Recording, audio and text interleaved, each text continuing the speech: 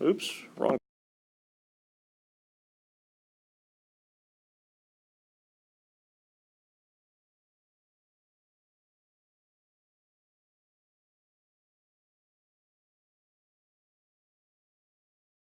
It doesn't quite work as well as like the whole eating one.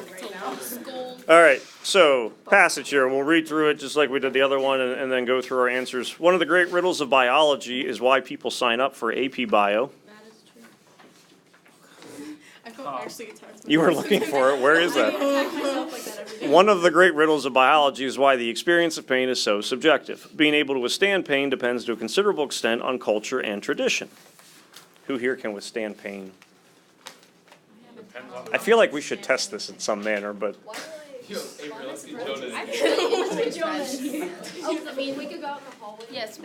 withstand pain. Just start beating each other up. I see Duncan and Adele like playing Mercy. I don't cry when I get shot. I love Mercy. This one. Mercy beats arm wrestling. Many soldiers have denied pain despite appalling wounds, not even requesting morphine, although in peacetime they would have demanded it. Most people going into the hospital for an operation focus completely on their pain and suffering, whereas soldiers or saints and other martyrs can think about something nobler or more important to them, and this clouds their sense of pain. Religions have always encouraged their martyrs to experience pain in order to purify the spirit. We come into this world with only the slender word I, and giving it up in a sacred delirium is the painful ecstasy religions demand. Choose your favorite sport. Now imagine seeing all the world's best players on one team. I was interested in the ceremonial violence of sports, the psychology of games, the charmed circle of the field, the breezy rhetoric of the legs, the anthropological spectacle of watching 22 barely clad men run on grass in the sunlight, hazing the quarry of a ball toward the net. The fluency and grace of soccer appealed for a number of reasons, and I wanted to absorb some of its atmosphere for a novel I was writing. I was amazed to discover that the players frequently realized only at halftime or after a match that they hurt themselves badly and were indeed in wicked pain. During the match, there hadn't been the rumor of pain, but once the match was over, they could afford the luxury of suffering. Pain screamed like a noon factory whistle. Accurate? Yeah, that is.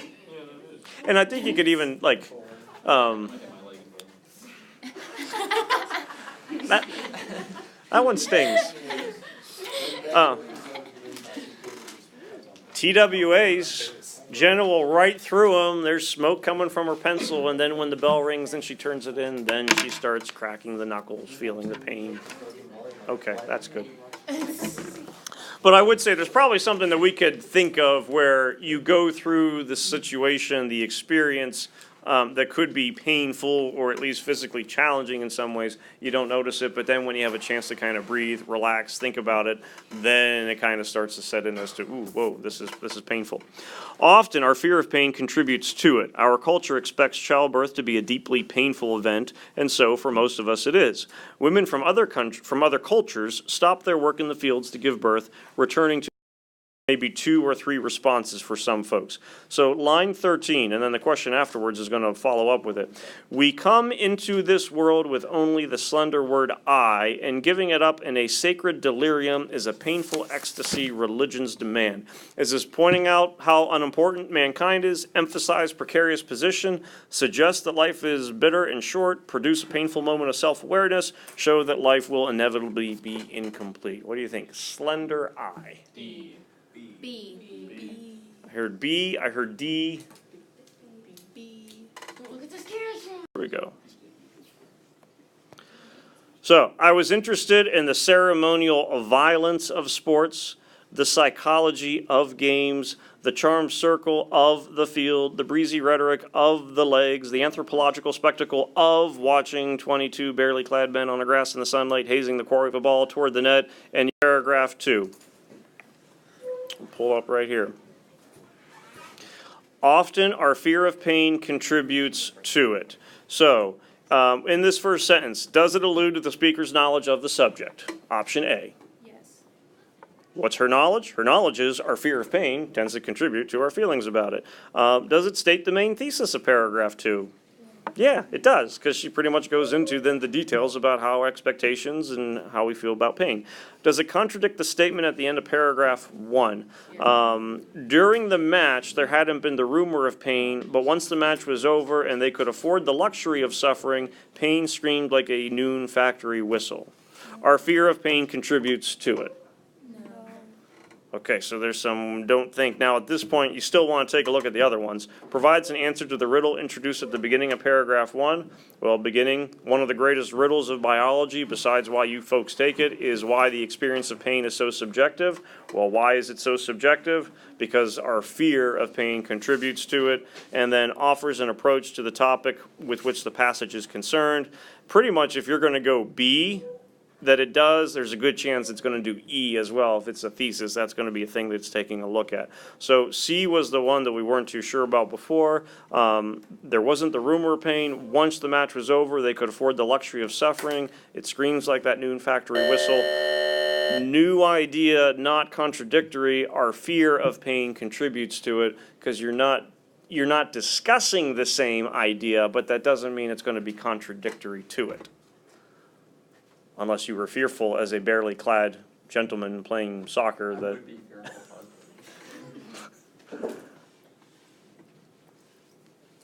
Immediately afterward. Initiation and adolescent rites around the world often involve penetrating pain, which initiates must endure to prove themselves worthy. In the sun dance of the Sioux, for instance, a young warrior would allow the skin of his chest to be pierced by iron rods, then he was hung from a stanchion.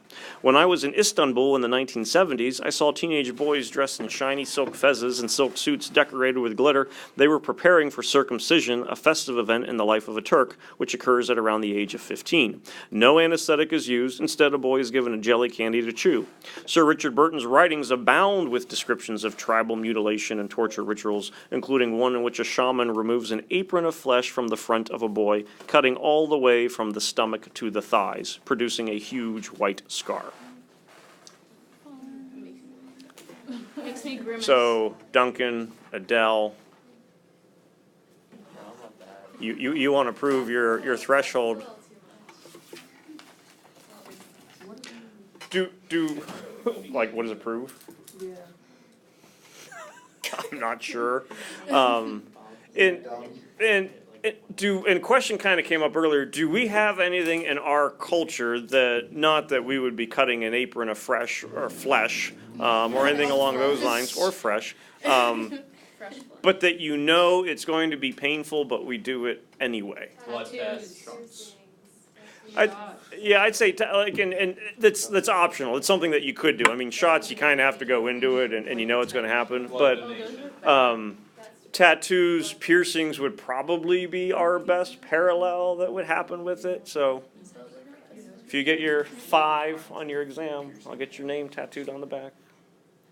Go to Brother Bet. Really?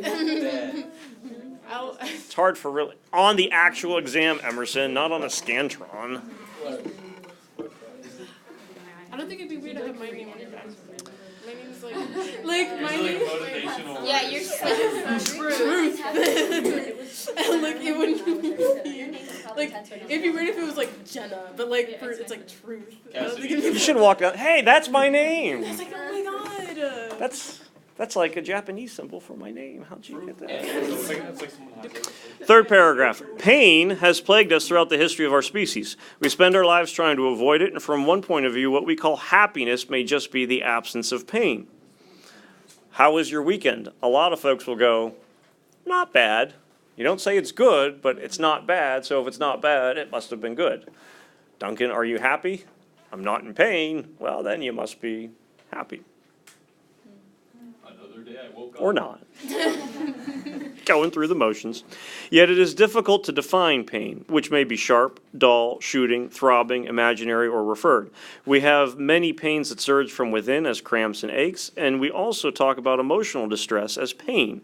Pains are often combined, the emotional with the physical, and the physical with the physical. When you burn yourself, the skin swells and blisters, and when the blister breaks, the skin hurts in yet another way. A wound may become infected, then histamine and serotonin are released, which dilate the blood vessels and trigger a pain response. Not all internal injuries can be felt. It's possible to do brain surgery under a local anesthetic, but illnesses that construct blood flow often are. Angina pectoris, for example, which occurs when the coronary arteries shrink too tight for blood to comfortably pass. Even intense pain often eludes accurate description, as Virginia Woolf reminds us in her essay on being ill. English, which can express the thoughts of Hamlet and the tragedy of Lear, has no words for the shiver and the headache. Let a sufferer try to describe a pain in his head to a doctor, and language at once runs dry. This is especially true with like 4-year-olds. How does your stomach hurt? It just hurts. Well, is it a sharp pain? I don't know. It's here.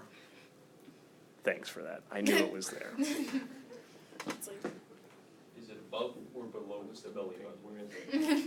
It boils down to, do you feel like you're going to throw up? And if they say yes, you get the bag. If not, you're not sure if they're truthful or not, you get the bag or the garbage can anyway. And then you go, I'll call your mother. I'll call your mother.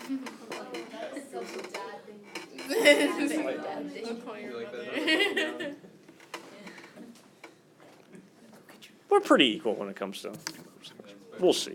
She'd probably say otherwise. Taken as a whole, passage is best described. So we go in critique of modern society, and I'd kind of take a look at the first word or two. So we got a critique, technical analysis of biological functions, description, relying on concrete examples, progressive analysis of the evolution of pain, or a discussion of differing cultural attitudes toward pain. Don't look at the Scantron gray. Because she got that one wrong. She bubbled in the wrong one. Why are you trying to point out her weaknesses to us? Let's focus on your weaknesses. His brother's better than he. And exactly, where's your packet, That's Gary? false, though. All right, correct answer for this one, E, discussion of different cultural attitudes toward pain. We're taking a look at pain within, as it could pertain to athletics. You're looking at different cultures as to childbirth could be painful for us, but for other cultures may not be. Circumcision of Turks, you have the apron of flesh coming from other cultures that gets described by Sir Richard Burton. So certainly a lot of different cultural attitudes toward pain. What's going to make something painful, what would not.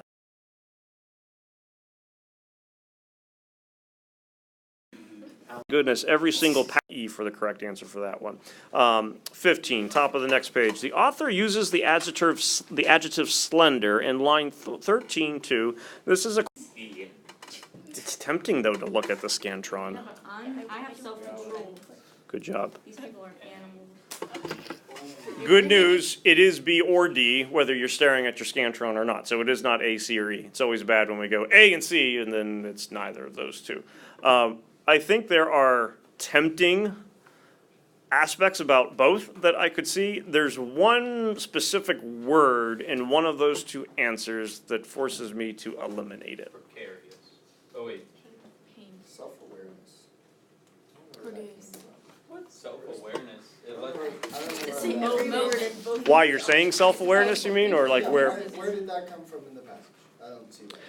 The sentence that's using the phrase here with slender word I, we come into this world with only the slender word I, and giving it up in a sacred delirium is the painful ecstasy that religions demand. So the context of the slender I is this is how you come into the world. For me, I would look at it and go, well, if I'm coming into the world, what do I not have? I don't have any self-awareness. So I don't, so the correct answer does end up being B, emphasize the precarious position of human existence. I may not know that I'm in a precarious position of human existence, upon being born and entering the world. But it's not going that you are aware of that or you acknowledge that, simply stating that it's a precarious position. But self-awareness is going to dictate that there is some kind of consciousness, awareness, to use the same word, that you kind of know what's going on, which you can't really say is going to be happening at that point, unless you're like Boss Baby or something. I thought I meant about like the reader though, like the reader's reading that and then they're like, ooh, like, I'm gonna die. I'm mad at you. So you go and produces a painful moment of self-awareness for the reader. Yeah, for the reader. No, I could see that. I would always go back to how the wording of the sentence, like the whole context of it. So if we come into this world with only the slender word I, and giving it up in a sacred delirium is the painful ecstasy religion's demand, you want to use that as your context as much as you can, so far as like the rationale, the thought process that would be going in. If you had something where the author, I'm not saying this would automatically change the answer, but the author wants the reader to like kind of understand, that's the type of question where you could have like a moment of self-awareness, reflection, something along those lines. But, you know, uses the word to within that specific sentence to emphasize that precarious position. But if it's talking about what's the purpose of the author, at that point, you're probably going to have more of an impact of a reader. What's an interpretation? One impossible interpretation of, you know, said line is cause reader for self-awareness, something along those lines.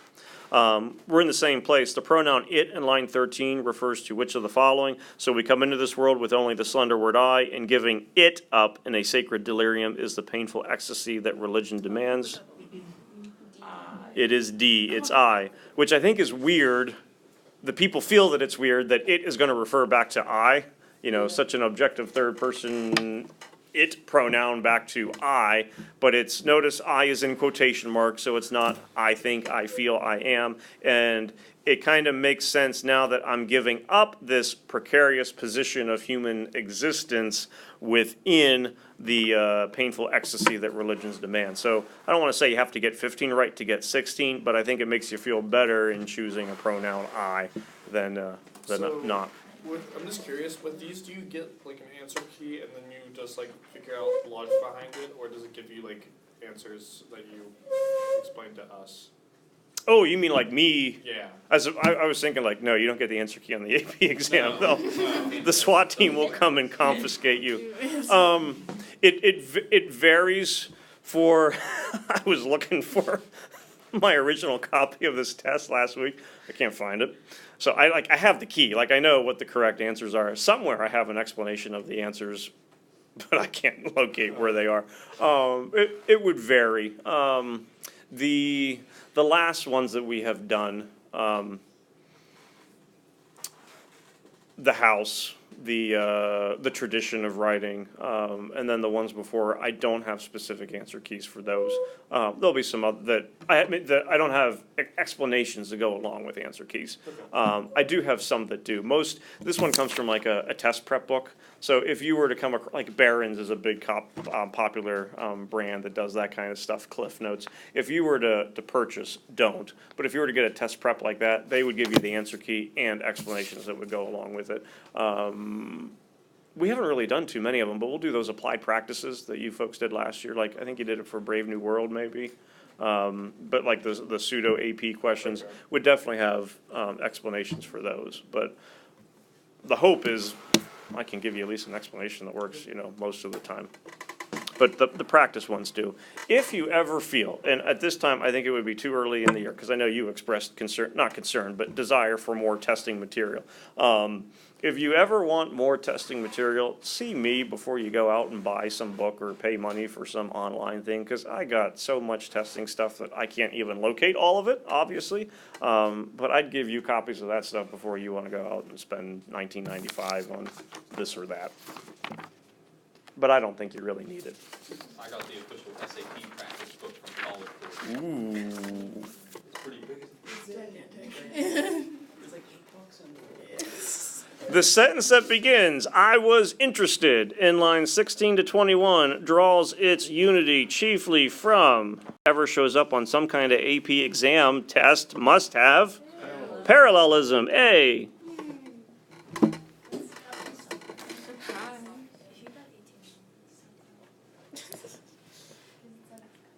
I got it wrong, huh? It's not accurate. No. What's not accurate? That's not how soccer is for you. Barely clad, I would not describe it like that. That's why you're not a writer. I would agree. I would agree.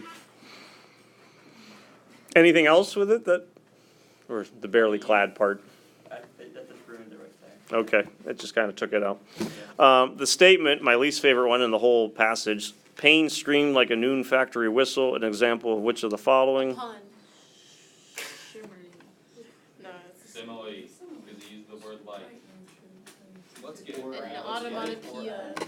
Nice thing about this question, and they do pop up, I call it a self-contained question. It's contained to the question, you don't have to look through the passage. Now, sometimes you have a thing like this where you want to kind of double check, but it's pretty straightforward. Apostrophe means, remember not the punctuation. You're talking to someone. Talking to someone who is not there, so Holden talking to Allie would be apostrophe. Onomatopoeia, buzz, pow, splat. Pun is our play on words. Metonymy.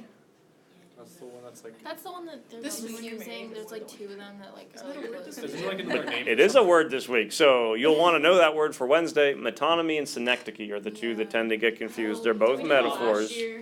Yeah, we kind of went over it. Yeah. I don't. I Is it like still an don't understand what the difference is. Synecdoche, so not metonymy, synecdoche is when a part represents the whole. And So that's all the opposite. Duncan got new wheels, nice threads, all hands on deck, parts represent the whole. Metonymy is when an item closely associated to something else represents that item. So the most popular one that we'll tend to use would be like the White House or the Crown. The White House will release a statement this upcoming Wednesday. The White House itself is not going to produce from its window a statement, but when we say the White House, we know we're talking about the presidential office, the cabinet, government, all that kind of stuff. And you could have some things that kind of blur the lines a little bit. Pittsburgh Steelers head coach is Mike Tomlin. Before it was Mike Tomlin, it was Bill Cowher. Bill Cowher was always referenced as have like the jaw or the chin, because it was just pronounced. So like after the game, the jaw was not too happy. It wasn't that Jenna's jaw was unhappy, but they knew they meant the head coach. So it's metonymy in the sense that closely associated, but also synecdoche in that part of him now represents the whole, the jaw, speaking, all that stuff. I'm sure the jaw is not too happy. Right. He was like, it's a jawline. It didn't work. We're doing so well. That's why I went to bed at halftime, Jenna. No, literally the second we left, they started losing. So it was me. So it's your fault. Yeah. Yep. All of the following statements are true of the first sentence in paragraph 2. Notice it says the word except, which sometimes still causes us to miss it. So we would too. Yeah. Yeah. No easy way around that one. So yeah, answer that we would ultimately then end up going with this one is going to be that except C, that it does not do that. Speaker cites Burton's writings, lines 44 to 46, as a contrast, bandwagon, inductive argument, appeal to tradition, appeal to authority. Yeah. Fair enough. Where's it get confusing? Well, I'm confused because Question 1. I don't know. Chances, who gets introduced first, Burton or Wolfe? Burton. So you still could have a contrast to Wolfe, but more often than not, if one is going to contrast the other, you'll probably already have the other one there. And then we know Wolfe is talking about how English language doesn't do a good job of expressing pain. So these are two different ideas that are getting used, so it's not going to be that one. Bandwagon or why is there Latin showing up? What's a bandwagon appeal? Bandwagon means Someone else is doing it. you're doing it because other folks are doing it. Vox populi is similar to bandwagon, but it means you're doing it because the majority of folks are doing it. So something could technically be bandwagon, but not be the majority. Avery's taking AP Bio. Truth's taking AP Bio. Kayla's taking AP Bio. I'm going to take AP Bio and jump on that bandwagon, even though a minority of the people are taking the class. And now you're pushing me off the bandwagon. Hey, I already took it. It's like, get off the moon. Didn't take that test. Inductive argument, appeal to tradition, appeal to authority. That's where I got confused. Yeah, that's when I was Like, I know that the answer is E now, I but, circled like, E and then I erased it. I don't get why. Ooh. Why are you using sources besides, I told you you have to. Why are you using sources in a synthesis essay? Because they're credible. Good answer.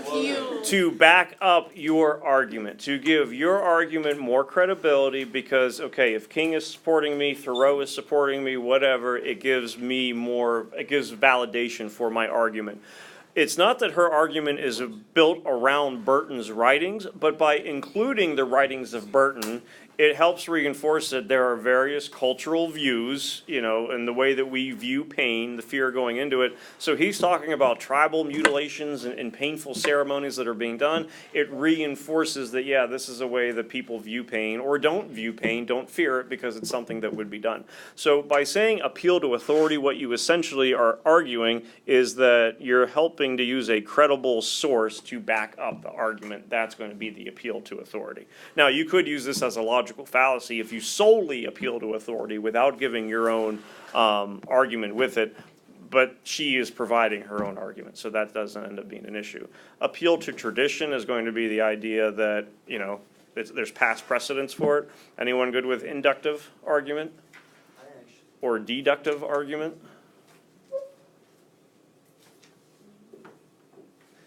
It is if you experience something and you're able to pull from that experience, you have deducted. I met a golden retriever, I met another golden retriever, I met a third golden retriever. They were all friendly, they're all lovely dogs. So therefore, all golden retrievers must be friendly. If I have something built from just an isolated experience and I branch it out, I'm going inductive. Duncan's a nice guy. He plays soccer, not in a barely clad manner. I bet everyone on the soccer team who's not barely clad is a nice person. That's going to be an inductive that I'm taking. I'm taking something and I'm making a more general statement as opposed to taking general experiences and specifying. Deductive, you narrow down. Inductive, you make a broader appeal. Appeal to authority. Happiness has quotation marks in line 52 because the speaker believes. D, another word for the absence of pain. It's not truly being happy. Again, how was your weekend? Not bad. Wasn't good, but wasn't bad. We survived. I don't know. I think what does happen, especially early on, that we go, it's too obvious to be that, or we just start automatically trying to read between the lines for something that is not there. I think sometimes we eventually realize, oh, there are going to be gimme questions. When you take your midterm, yes, we do a midterm, will be a wonderful experience for you. You take a whole AP exam, minus the essays. We do the multiple choice. What's good about it is, see, you're feeling better already. What's good about it is you see the full range of passages that show up. So there's going to be a passage that you probably think is really easy. There'll probably be a passage that you find to be fairly difficult, the first one. And then there'll be two passages that you're like, kind of in the middle. But you get a range of questions. I'll give you the answer key for it. It won't have explanations. Sorry, that's something that we could talk about. But it will have difficulty level. So you see which ones, this is considered a 1, easy, this is considered a 5. And it gives you a breakdown of percentage of people who got this question right, who got this question wrong.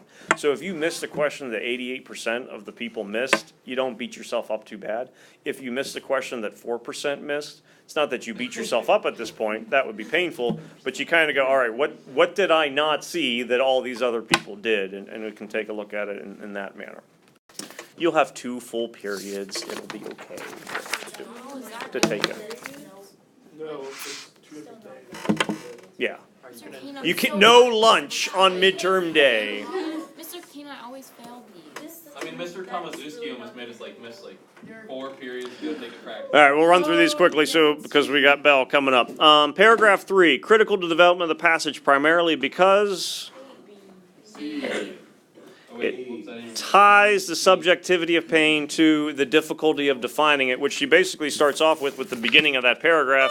Pain has plagued us throughout the history. We spend our times trying to avoid it, and it's tough to define it. 23, confident and didactic. Didactic was literary term we had a little while ago, so always double check that one. Teaches you a lesson.